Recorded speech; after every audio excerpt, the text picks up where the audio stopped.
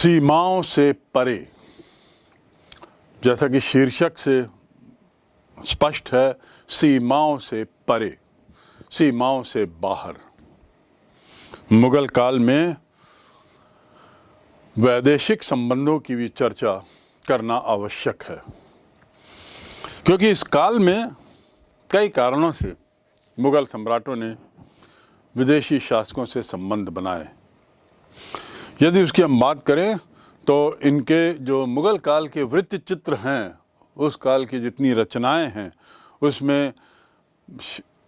उनमें हम देखते हैं कि शाहजहान का अर्थ राजाओं का राजा।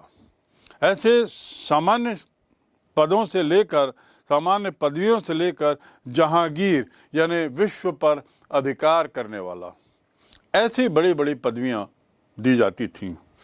तो जो लोग ऐसी पदवियों को ग्रहण करते थे, ऐसी महत्वपूर्ण पदवियों को लेते थे और जो इस धारणा पे विश्वास करते थे, इससे ये बात स्पष्ट है कि मुगल बादशाह, मुगल शासक लोग देश की सीमाओं से परे भी राजनीतिक अपने दावे प्रस्तुत करते रहे होंगे। सफावी और कांधार, ये नाम शुरू में भी बार बार आया है। सफावी और कांधार मध्यकाल में अफगानिस्तान, मध्य एशिया और ईरान, इससे भारत की सीमा को अलग करने के लिए, अलग करता हुआ जो हिंदू कुश पर्वत है, वह एक तरीके से नेचुरल फ्रंटियर बन गया है। एक तरीके से वो प्राकृतिक सीमा बन गई थी और ये सीमा पर्वतों से बनी हुई अत्यंत महत्वपूर्ण भी थी, विशेष महत्वपूर्ण थी। इसका विशेष महत्व था। मुगल शासकों ने ईरान एवं तुर्कान के पड़ोसी देशों के साथ उन्होंने अपने राजनयिक संबंध और राजनीतिक संबंध भी बनाए थे, और उसका कारण था कि इस सीमा के नियंत्रण पर वे काफ़ी निर्भर करते थे। यानी सीमा उनके लिए बहुत महत्वपूर्ण थी और सीमा का नियंत्रण उससे भी ज़्यादा महत्वपूर्ण था, क्योंकि यही स्पष्ट करता था विभिन्न साम्राज्यों के बीच की सीमा रेखा को। मुगल शासकों का तो ये निरंतर प्रयास रहा, सतत कोशिश की कि ये जो सामरिक महत्व की जितनी चौकियां हैं यहाँ पर कांधार और इस क्षेत्र में, उन सफावी जैसे क्षेत्रों में, वहाँ पर इन चौकियों पर उनका पर्याप्त नियंत्रण हो, कुशल नियंत्रण स्थापित हो, और इसके साथ ही ये कोशिश रहती थी कि सुनिश्चित करें कि ऐसा नियंत्रण हो कि वो उस तरफ से, हिंदू कुश के बाहर से आने वाले खतरों से अपने को बचाए रख सकें। कांधार मुगल और ईरानी साम्राज्य की सीमा पर स्थित था। अगर दोनों ही साम्राज्यों के लिए इसका विशेष महत्व था तो यह बार बार स्पष्ट होता है, क्योंकि कांधार दो सीमाओं पर स्थित होने के कारण अपनी महत्ता बनाए रखता था। 16वीं सदी के शुरू में कांधार के प्रश्न पर ही मुगलों और ईरानियों के बीच बड़े तनावपूर्ण संबंध हुए थे, और जो हुमायूं था, जो निर्वासित किया गया था, उसने ईरानी सेना की ही सहायता से 1554 में कांधार को जीता। मदद किसकी ली? ईरानी सेना की, और कांधार पर पुनः विजय प्राप्त की। लेकिन अपने वचन के अनुसार उसने इसे ईरानी शाह को नहीं सौंपा। उसने वादा किया था कि हम विजय प्राप्त करने के बाद कांधार आपको सौंप देंगे, लेकिन ऐसा नहीं हुआ।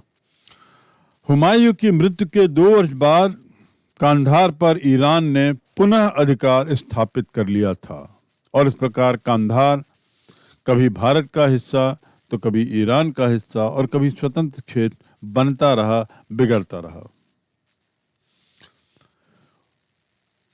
कांधार को जीतने के बाद वचन के अनुसार ईरानी शासक को कांधार न सौंपना, वह भी ईरानी शासकों को नागवार गुजरा था, और उन्होंने तुरंत ही हमला कर कांधार पर अपना कब्जा कर लिया।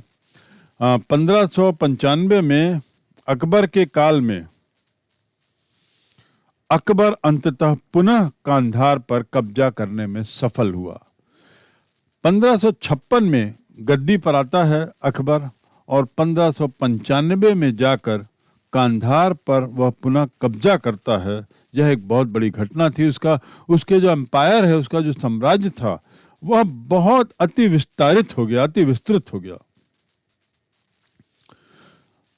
अकबर ने यदि प्रभुत्व तो जमा लिया, लेकिन ईरान के जो सफावी दरबार के जो थे, वे लोग अपने संबंध बनाए रखे और साथ ही साथ कांधार पर दावा भी करते रहे। मुगल सम्राट जहांगीर ने 1613 में ईरानी शासक शाह अब्बास के दरबार में कांधार को मुगल अधिकार में जोड़ने की वकालत करने के लिए एक राजदूत भेजा था, क्योंकि कांधार बहुत महत्वपूर्ण इलाका था और कांधार पैतृक दृष्टि से भी देखा जाए तो किसी समय बाबर ने कांधार में ही अपने को बादशाह घोषित किया था। तो इन आधारों को लेकर जहांगीर ने ईरानी सत्ता के सामने अपने राजनयिक भी भेजे, अपने राजदूत भी भेजे, लेकिन उसका कोई असर नहीं हुआ। कांधार हाथ से चला गया और जहांगीर को अपने देश में सफलता भी नहीं मिली। 1622 में तो ईरानी सेना ने कांधार को घेर लिया और मुगल सेना जो थी उसकी हार हुई। वहां पर सफावियों का अधिकार हो गया। सफावी वंश ईरान का वंश कहलाता है, ईरान का शासकीय वंश। तो इस प्रकार सफावी वंश की पुनः स्थापना हुई, उनका अधिकार हो गया नगर पर भी और किले पर भी। अब भारत से वो ईरानियों के पास गया और ईरानियों से अंततः मंगोल लोगों ने कांधार पर कब्जा कर लिया। 1638 में मंगोलों ने ईरानियों को पराजित कर कांधार को अपने अधिकार में लिया, लेकिन ये जो ज्यादा समय नहीं चला और अंततः 1649 में ईरानियों ने कांधार पर पुनः कब्जा कर लिया। यानी कांधार को लेकर काफी ऊहापोह भारतीय सम्राट, ईरानियन सम्राट, मंगोल सत्ता, इनके बीच में होती रही। और उसका कारण क्या था? कांधार की लोकेशन, कांधार की वह स्थिति जहां वह 2-3 साम्राज्यों के बीच में मिला हुआ था, उसकी सीमाएं मिली हुई थी।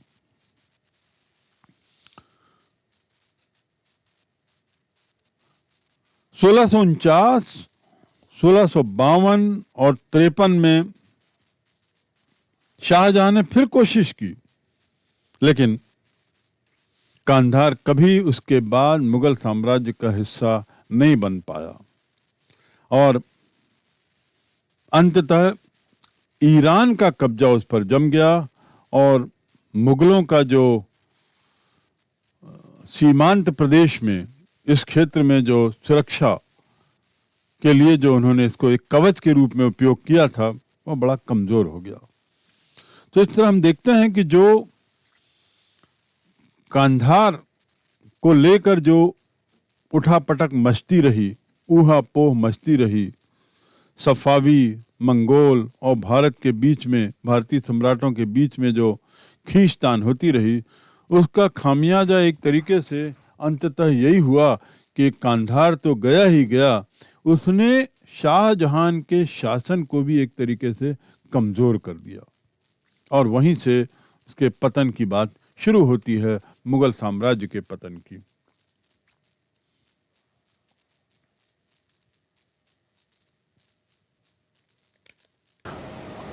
ऑटोमन साम्राज्य एक इतना विस्तृत साम्राज्य था जो पश्चिम की ओर, भारत के पश्चिम की ओर फैला हुआ आगे की तरफ, कि इनके साथ मुगलों ने अच्छे संबंध बनाए रखने की भरसक कोशिश की और इसके पीछे कुछ उद्देश्य था, इसके पीछे कुछ मकसद था।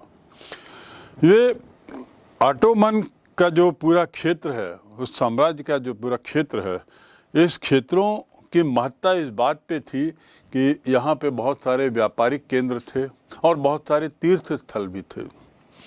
तो यदि मुगल सम्राटों को ये सुनिश्चित करना था कि भारतीयों के लिए वे तीर्थ स्थल खुले रहें, भारतीयों के लिए व्यापार मार्ग खुला रहे, तो आवश्यक था कि वे ऑटोमन सम्राटों के साथ उनके संबंध मधुर हों। जहाँ तक मक्का मदीना की बात है, विशेष रूप से यह स्थल इस्लाम धर्म में बहुत अहमियत रखता है और इसलिए मक्का मदीना तीर्थ स्थल के जाने के रास्ते की उपलब्धता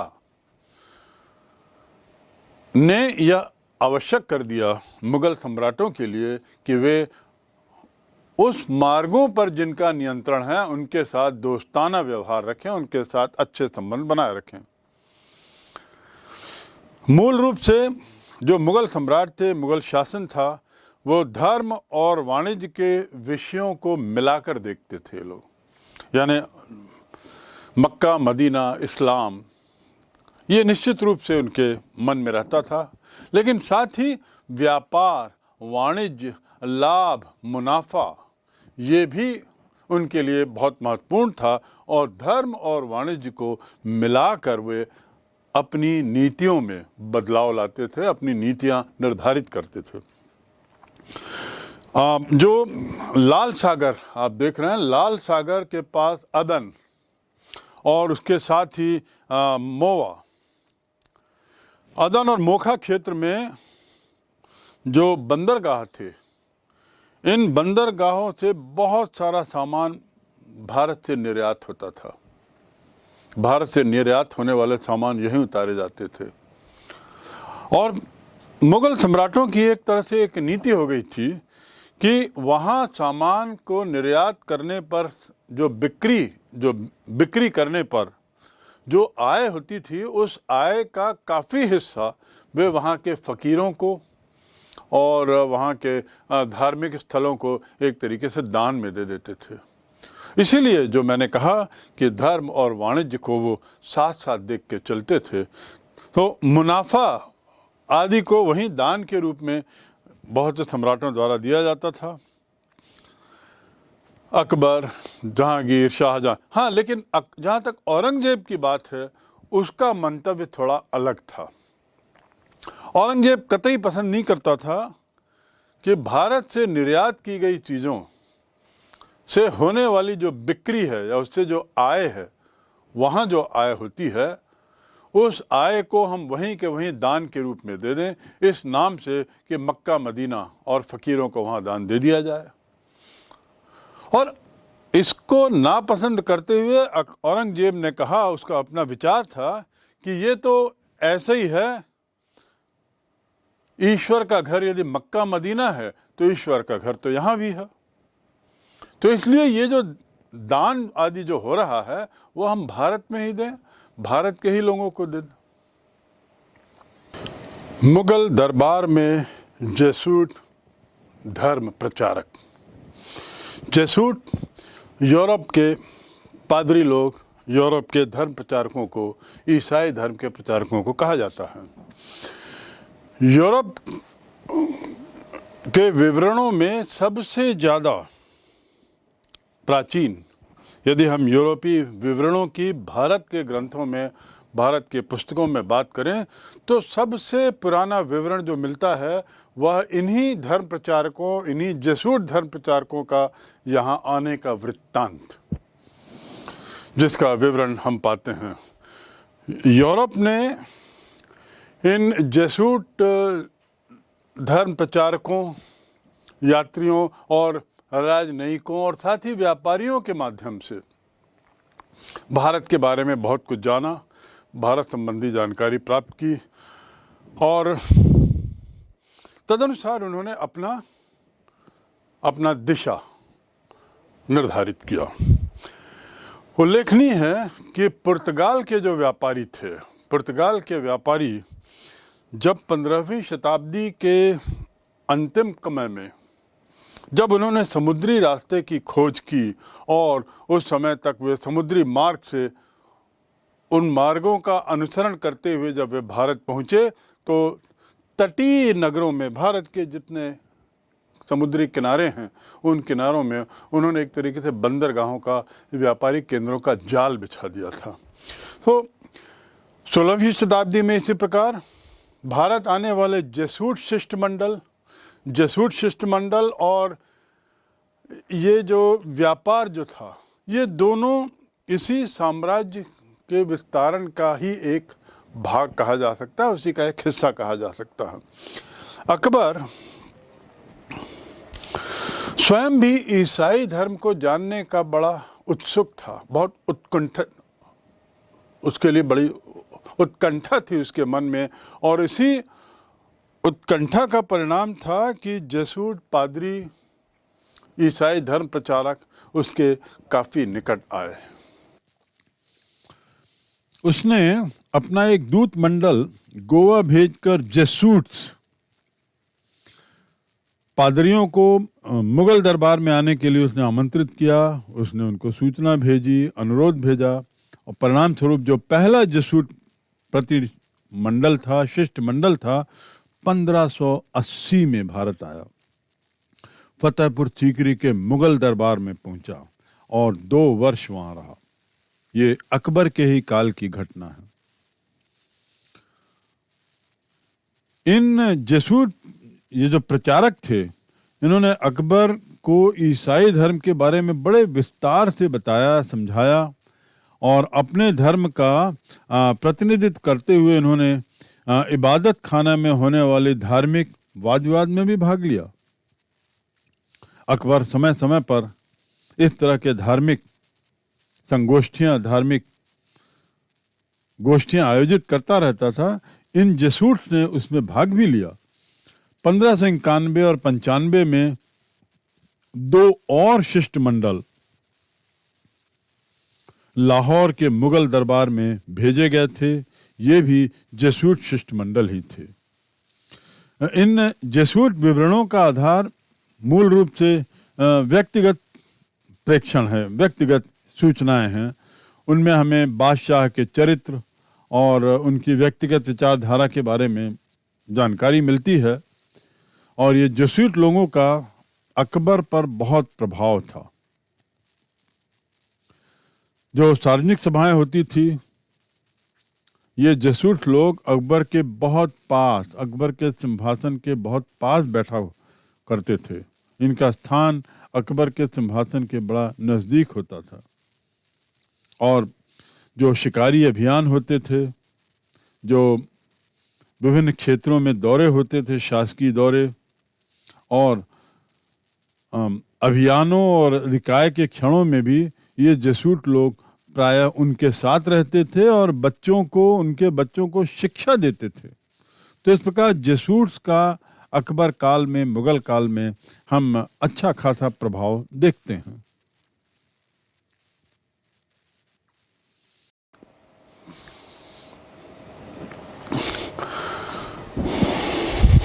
जेसूट विवरण मुगल कालीन राज्याधिकारों और उनके सामान्य जीवन के विषय में फारसी इतिवृत्तियों में दी गई सूचनाओं की अच्छी तरह पुष्टि करता है। दूसरे शब्दों में, जो इतिहास का, मुगल कालीन इतिहास का पुनर्निर्माण यदि हम उसकी बात करें, तो ये सुनिश्चित करना था कि तत्कालीन शाही मदद से लिखे गए ग्रंथों के तथ्यों का एक तरीके से उनके तथ्यों का एक तरीके से पुष्टि कैसे की जाए। तो वो पुष्टि के लिए ये जेसूट्स के द्वारा दिए गए जो विवरण हैं, पादरियों के द्वारा दिए गए जो वृत्तांत हैं, ये बड़े काम आए हैं। अकबर के औपचारिक धर्म पर प्रश्न। दीन इलाही, अकबर का दीन इलाही क्या है? इस पर कुछ सवाल उठना स्वाभाविक ही है। जेसूट शिष्टमंडल, जिनका हम पूर्व में जिक्र कर चुके हैं, जो ईसाई पादरियों का पश्चिमी यूरोप से आया हुआ प्रतिनिधिमंडल हुआ करता था, ये जो इस बात से बड़े प्रभावित थे कि अकबर ने जिस तरीके से उनके स्वागत का में प्रदर्शन किया, जिस तरीके से उसने इस बात का अब खुशी जाहिर की, उनके स्वागत की, उससे ये लोग बहुत प्रभावित हो गए। और ईसाई धर्म सिद्धांत में बादशाह के रुचि को देखकर उनको ऐसा लगा कि शायद बादशाह धर्म परिवर्तन का संकेत दे रहे हैं। ऐसी भी अनुभूति इन जसूस को हुई अकबर के व्यवहार को लेकर। और इस बात को हम पश्चिमी यूरोप में जो तत्कालीन समाज में जो धार्मिक असहिष्णुता बढ़ रही थी, दिन ब दिन जो बढ़ती जा रही थी, या असहिष्णुता का जो माहौल हो रहा था, उसके परिप्रेक्ष्य में हम विशेष रूप से समझ सकते हैं।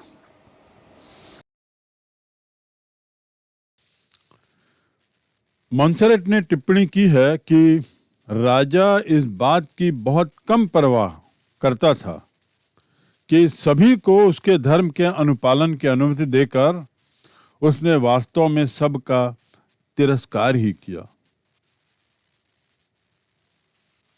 अकबर एक उदारवादी, बहुत सहिष्णु सम्राट था और भारत में धर्मनिरपेक्ष राज्य, जिस रूप में हम आज धर्मनिरपेक्षता को समझते हैं, उस रूप में वह एक धर्मनिरपेक्ष राष्ट्र की स्थापना करना चाहता था। इसीलिए उसने धार्मिक विद्वेष की भावना को समाप्त करने के लिए भरसक प्रयास किया, जन सामान्य को एक दूसरे से निकट लाने की काफ़ी कोशिश की और कई प्रमुख धर्मों के संतों, धर्म मुखियाओं, उनको इकट्ठा करने का प्रयास किया। यही प्रयास जो अकबर का था, अंततः उसे दीन इलाही के रूप में प्रस्फुटित हुआ, दीन इलाही के रूप में फलीभूत हुआ, जिसे तबाहिद इलाही या दैवी एकेश्वरवाद के नाम से जाना जाता है। दैवी एकेश्वरवाद। 1875 में अकबर ने अपनी राजधानी सीकरी में एक इबादत खाने का निर्माण कराया। ये जो इबादत खाना था, एक तरीके से प्रार्थना गृह या बोलिए पूजा गृह हुआ करता था।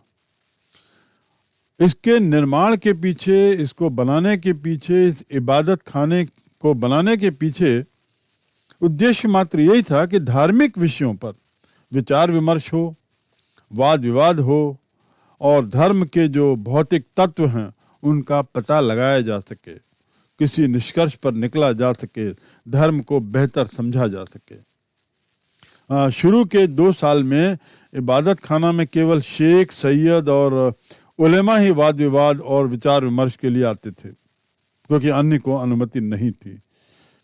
यानी 1875 में निर्माण हुआ तो प्रारंभिक 2 वर्ष 1877-78 तक केवल शेख, सैयद और उलेमा, बस इन्हीं इस्लाम धर्म से जुड़े लोगों का ही यह प्लेटफॉर्म हुआ करता था। परंतु बाद में 1578 में सम्राट ने बड़ी उदारता दिखाते हुए वास्तव में धर्मनिरपेक्षता का उदाहरण देते हुए उसने इस इबादत खाने के द्वार हिंदू, जैन, पारसी और जसूर इन सब के लिए खोल दिया।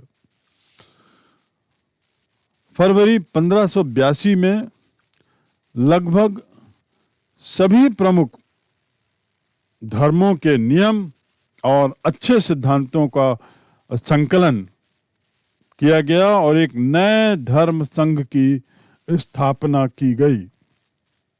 ये घटना है 1582 की, यानी अकबर के शासन में आए हुए 1556 के इतने वर्षों बाद इस तरह का एक समागम बनाया गया जिसमें सभी धर्मों की अच्छी बातों को लिया गया, सभी धर्मों के अच्छे सिद्धांतों को लिया गया और एक नए धर्म संघ की स्थापना की गई, जिसे दीन इलाही के नाम से हम सब जानते हैं, दीन इलाही के नाम से प्रसिद्ध है। वास्तव में अकबर का दीन इलाही यदि देखा जाए तो उसके माध्यम से उसने भारत में एक तरीके से एकता स्थापित करने की कोशिश की। उसका प्रयास था कि इस जरिए मात्र हिंदुओं और मुसलमानों को, मात्र इस्लाम और हिंदू धर्म को ही निकट न लाए, बल्कि उसके साथ साथ पारसी, जैन, ईसाई और अन्य माध्यम भी जुड़े। इसके प्रचार से ये तो तय है कि धार्मिक सहिष्णुता लोगों में बढ़ी, सद्भावना लोगों में बढ़ी और प्रजा में भी एक तरीके से सहनशीलता विकसित हुई, इसमें कोई दो मत नहीं। तो दीन इलाही का एक तो ये अच्छा परिणाम निकला, उसके साथ ही साथ ये भी देखा गया कि ये शायद दीन इलाही का ही परिणाम था कि कम से कम कुछ समय तक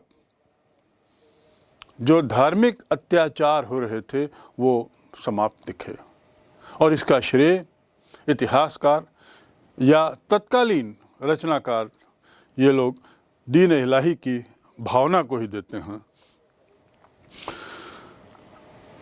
दीन इलाही ने जब हिंदू और इस्लाम धर्म को निकट लाया और उसके साथ ही साथ जैन धर्म, पारसी और ईसाई धर्म के मूल विचारों का भी इसमें सम्मिश्रण दिखा, तो निश्चित रूप से हम कह सकते हैं कि आने वाले समय में जो राष्ट्रीय भावना पनपी, उसकी शुरुआत शायद यहीं से हुई होगी। इसमें कोई शंका नहीं होनी चाहिए। भारत में जो राष्ट्रीय राज्य की जो परिकल्पना आई, संभवतः इसी जगह से प्रस्फुटित हुई होगी। दीन इलाही अकबर द्वारा 1582 में इसने एक ये चीज़ जारी की थी, एक संघ बनाया था और समरूपता इसका सिद्धांत था। सभी एक हैं, सभी धर्मों के अच्छे अच्छे तत्वों को इसमें लिया गया था, अच्छी अच्छी बातों को डाला गया था और निश्चित रूप से प्रमुखता तो इसमें हिंदू धर्म और इस्लाम धर्म की थी, लेकिन अन्य धर्मों के मूल तत्वों को, अच्छे तत्वों को इसमें सम्मिलित किया गया था, उसका सम्मिश्रण किया गया था। ऐसा भी कहा जाता है कि अकबर के अलावा केवल राजा बीरबल ही ऐसे थे जो मृत्यु पर्यंत इस धर्म के, इस दीन इलाही विचारधारा के अनुयायी रहे। अकबर की मृत्यु के बाद केवल 19 लोगों ने दीन इलाही को अपनाया। दबस्तान मजहब जो तत्कालीन एक पुस्तक है, उसके अनुसार इस बात की पुष्टि होती है कि अकबर के बाद ही बहुत कम संख्या में इस धर्म को या इस विचार को अपनाए जाने के कारण धीरे धीरे यह विचार अपने तरीके से लुप्त होने लगा। बल्कि ऐसा कहा जा सकता है कि यह दीन इलाही एक तरह का विचार था, एक तरह की विचारधारा थी, धर्म नहीं था। और यदि हम इसे विचारधारा माने तो निश्चित रूप से ये कम संख्या किसी तरीके से हमें विचलित नहीं करती। ये एक तरीके से आचार संहिता थी, शिष्टाचार संहिता थी।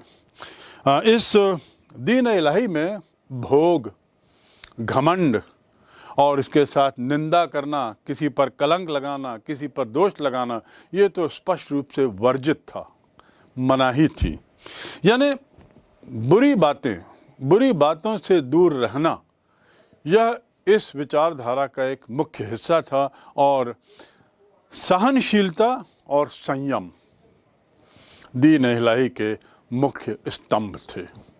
तो इस प्रकार हम देख सकते हैं कि कैसे मुगल साम्राज्य के जो इतिवृत्त हैं, उसके माध्यम से और अन्य ऐसे स्रोतों से जिनसे इन ग्रंथों की बातों की पुष्टि होती है, इतिहास के पुनर्निर्माण में मदद मिली है। और जैसा पूर्व में ही बताया गया, इस पुनर्निर्माण में कई भ्रांतियां भी दूर हुई हैं। उदाहरण के लिए औरंगजेब के बारे में जो पूर्व समझ थी, उसमें बदलाव आया है।